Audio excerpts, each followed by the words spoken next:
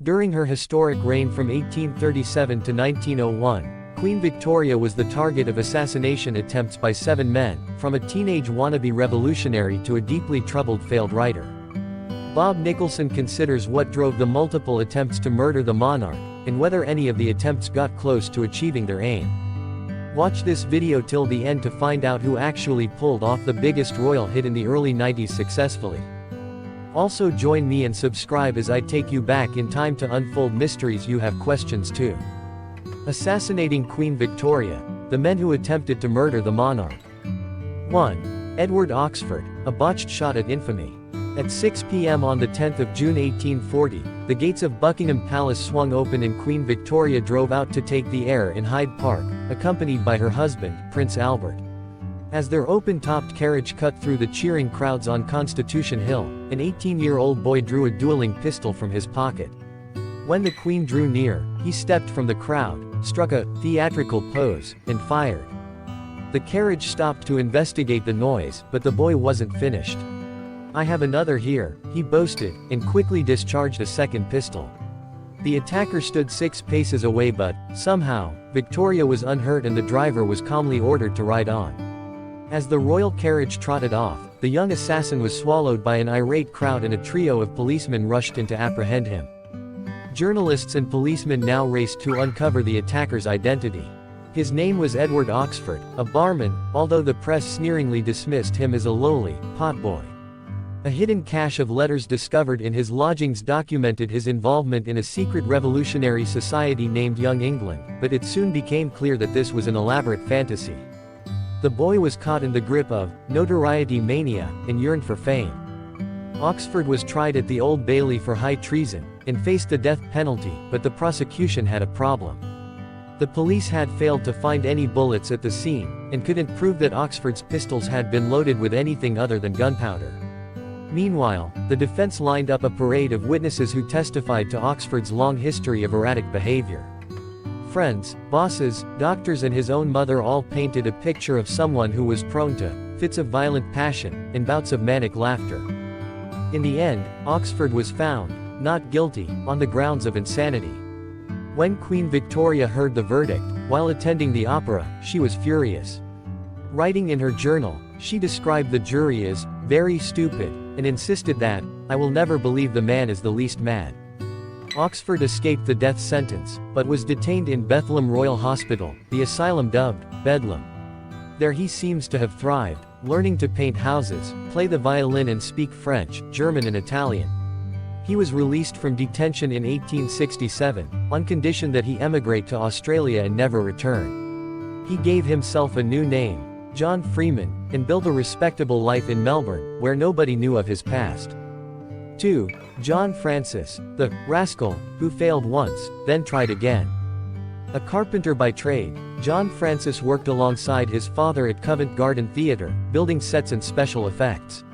In 1842, at the age of 19, he tried to make it on his own by opening a tobacco shop, but the business failed. Soon after, his landlord caught him stealing money, and cast him out. In a matter of hours, his world had fallen apart, his dreams left in tatters. In a state of fury and desperation, he bought a pistol and, on the 29th of May, headed for Buckingham Palace. As the royal couple's carriage was returning from its evening drive, Albert spotted Francis who had held out a pistol to the carriage. None of the guards saw Francis, though, and he slipped away. When informed, the Prime Minister, Robert Peel, urged the Queen to remain in the palace until the mysterious gunman was apprehended, but Victoria insisted on riding out the next day. Albert accompanied her, anxiously surveying the crowd, in search of the rascal's face. He didn't have to look far. As the carriage reached Constitution Hill, the very spot where Oxford had attacked 2 years earlier, Francis stepped forward, pistol in hand, and pulled the trigger. The gunshot sparked panic in the crowd, but once again the Queen was uninjured and the attacker was quickly apprehended. Francis was charged with high treason and sentenced to death. As he awaited execution, his father wrote to the Queen, pleading for mercy. At the last moment, the would-be assassin was reprieved. He was transported for life to Van Diemen's Land, now Tasmania, where he served out his sentence, married a woman named Martha, and fathered 10 children. 3. John Bean, driven to kill by trouble and worry. As John Francis was awaiting execution, another teenage boy, John Bean, pointed a pistol at the Queen. Just 17 years old at the time, Bean suffered from a severe curvature of the spine, at the time called a humpback. Throughout his early life he had been treated cruelly by his 4 younger brothers. Finally, he ran away from home and began living rough on the streets. On Sunday the 3rd of July 1842, Bean joined the crowds outside Buckingham Palace. As the Queen's carriage passed by, he raised a rusty pistol and pulled the trigger. There was a click, but no gunshot. An eagle-eyed young bystander spotted the gun and dragged Bean to a nearby policeman, but the officer assumed that the 2 lads were playing a prank and sent them off. Once the police realized their mistake, they began rounding up every boy with a curved spine they could find. The press gleefully mocked this crude strategy, but, astonishingly, it bore fruit. Bean was found hiding at his parents' house and arrested.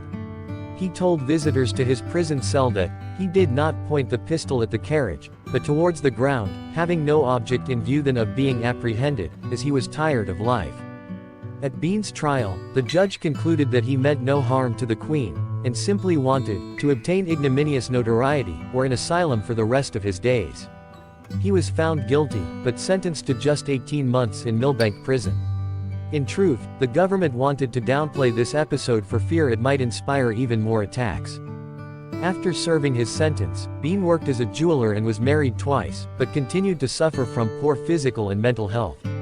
Finally, in 1882, he took his own life by swallowing an overdose of opium. In an emotional letter to his wife, he concluded wearily, "I have been more sinned against than sinning, and my whole life has been one of trouble and worry." 4. William Hamilton. An act of revolution or a bid for a new life. Victoria's first 3 attackers were all London lads, teenage boys who had grown up within walking distance of Buckingham Palace. The 4th was born in Ireland, emigrating to London in the 1840s when he was in his 20s. Like many other Irish immigrants, William Hamilton found London a difficult place in which to survive, and was often out of work.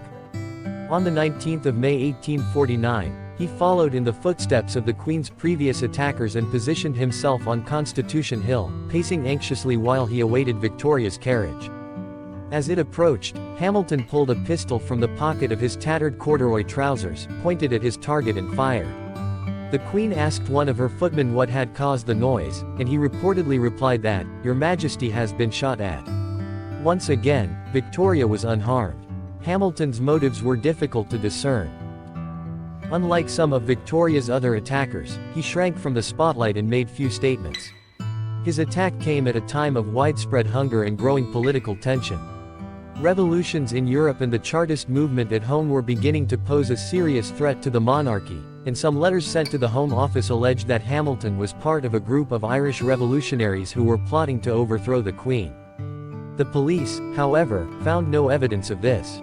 Other papers speculated that Hamilton wished to be transported to Australia, where he could start a new life.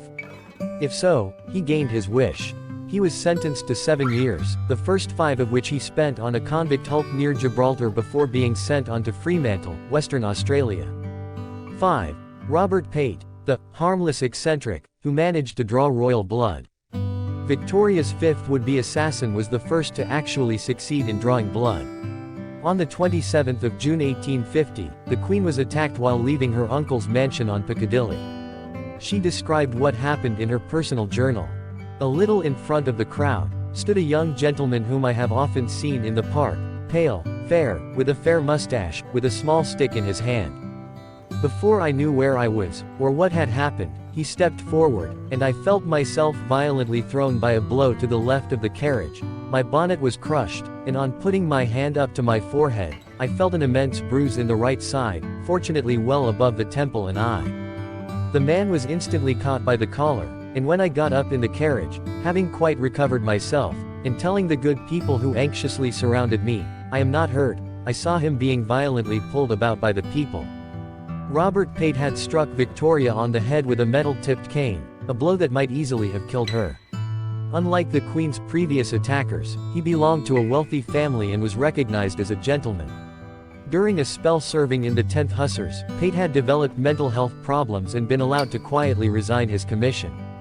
Moving to London, he lived in a fashionable apartment above the Fortnum and Mason department store in the West End. His mental state continued to deteriorate, and he was often seen goose-stepping around the parks of West London, waving his cane like a sword.